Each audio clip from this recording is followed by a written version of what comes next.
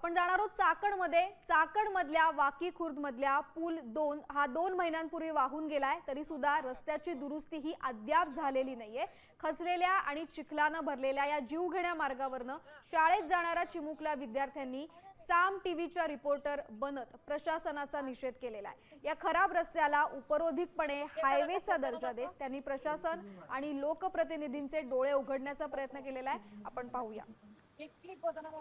नमस्कार, आम्ही वाकी खुर्द या गावातून आम्ही आमच्या शाळेला जात असतो।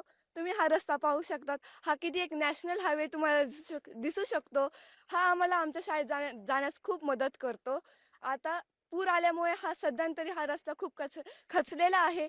इथून आमच्या शाळेतील बसेस जाऊ नाही शकत, त्यामुळे आम्हाला खूप कष्ट घ्यावे लागतात। या रस्त्याचं काम लवकरात लवकर केलं पाहिजे। रस्ता हा बनवला पाहिजे, कारण की इथून येणाऱ्या जाणाऱ्यांना खूप त्रास सहन करावा लागतोय। त्यामुळे हा रस्ता लवकरात लवकर केला पाहिजे। सध्या तरी हा रस्ता काही वेळासाठी मुरम टाकलेला आहे, पण जर पुन्हा जोरदार पाऊस आला तर हा रस्ता परत पहिल्यासारखा होऊ शकतो। हा रस्ता बघून खूप वाईट वाटतंय आणि याच्यामुळे आम्हाला खूप त्रास पण होतोय शाळेत जाण्यासाठी।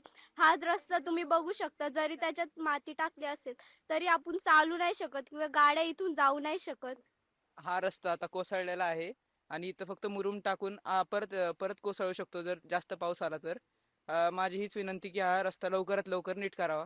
आम्ही सर्व मिळून विनंती करतो की तुम्ही हा रस्ता लवकरात लवकर नीट करावा। मी नेहमी फक्त साम टीव्हीच पाहते, कारण त्यांच्या बातम्या मला रिलेट करतात।